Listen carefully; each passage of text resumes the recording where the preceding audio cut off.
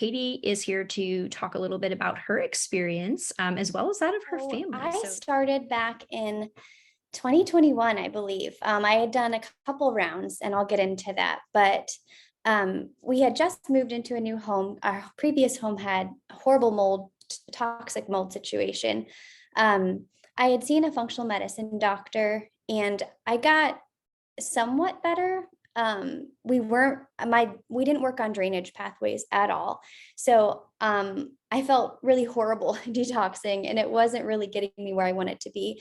My husband was still not feeling well. I had a 2-year-old at the time who was displaying a lot of difficulties, anxiety, GI issues, very sensitive to lots of different foods. Um, so it was difficult. We were kind of at a standstill. Um, I ended up getting pregnant, and after having the baby, I was doing some more research, and I knew we had to do something. So I talked to my husband into it, and he gave me the green light for both him and I and my daughter Lucy to move forward. And it was life changing. It brought things up to the surface that gave explanation of why we've been struggling in certain ways. My husband's constant headaches. Um, I was getting cysts showing up on my legs and having kidney problems, just very different things. That mold toxicity, yes, while that was a big part of it, it wasn't just mold toxicity. We had some Lyme co-infections show up. Parasites were a really big one for all of us. And lymphatic drainage was another huge one too. So it taught me a lot, and I really delved deep into it too. It's given my husband and I especially a new light of health, and to look at these symptoms not as something to cover up, but as our body giving us a sign that, hey, something's off, and what's the cause of it. There's always a root cause of it. And I so appreciate the scans to being able to find these types of explanations for why things aren't correct. So um, my daughter Lucy, her anxiety was so bad that she would go outside, and if it was windy, um, she had a lot of sensory issues. So she'd start crying. She was just afraid of everything. And it's heartbreaking to see as a parent. And throughout the process, everything was so gentle with her too. The tinctures, the amount, it was perfect for her little body. And she made huge strides. She still has her anxieties here and there, but overall, she's just doing phenomenal. I was also breastfeeding at the time for 18 months, giving me a protocol that was safe for breastfeeding, so it wasn't going to harm my baby, but also help my body to find balance and work on detoxing in a way until I was ready when she was done breastfeeding to do another scan. And then we hit it hard, and that's when I saw the next wave of improvements.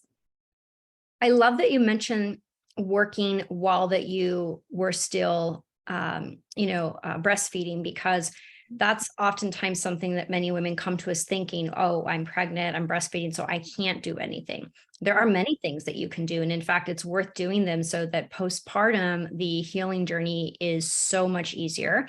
And there's a level of work that you've already done so that when you are able to do work, certain work that becomes available to us after delivery and certain work that becomes available after breastfeeding, you're able to start at a higher chapter in that healing journey. And so, it's important to find, in my opinion, someone who's willing to put in the extra time to go through all the screening to see, is this okay, right?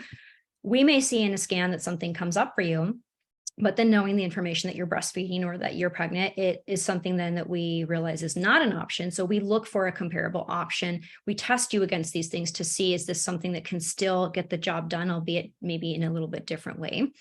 So I love that you had brought that up. And also, in essence, when you talked about some of the drainage, we don't just do a blanket protocol for anybody. Every single protocol that's ever come out for anyone is completely different. And in the testing and the scans, we can actually see where some of the greatest tension within the lymphatic system is. Let's say it's actually in the way you make lymph fluid, right? That's kind of a different dynamic than just saying this node is, swollen because of a virus, or hey, maybe it's actually the lymph of endocrine glands, right? Maybe we actually need to focus on the liver here.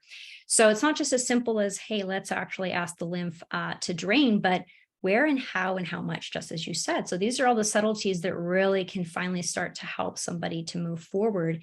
And I love that you did it as a family. Many children nowadays are having sensory and tactile sensitivities. And that's a perfect explanation of why that taking a physics oriented approach can help there, because that's a tension state.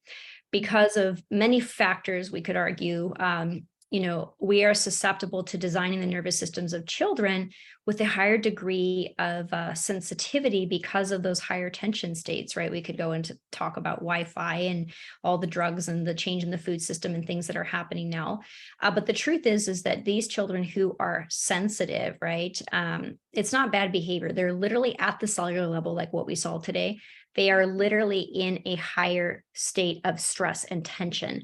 So when they are engaging with the outside world, it is that much more magnified because the constrainment in the cell is, in fact, already much more tense.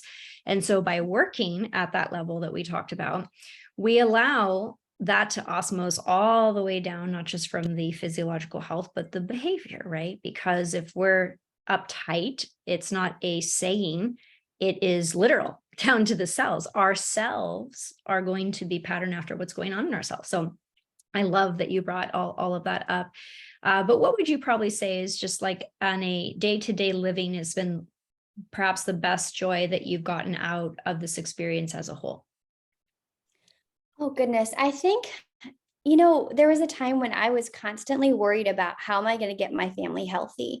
My husband, my daughter, even my second daughter too, she was showing some symptoms. And I think it's knowing that I have the tools available to me, or I can run another scan, that there there is hope for us, and we feel so much better right now. Yeah, we still have things that might pop up, and yes, we still do family parasite cleansing and all of that stuff, but um it's not taking up so much space in my mind and worry on how we're all going to heal, because I know we have the resources available to us and we've made such progress already.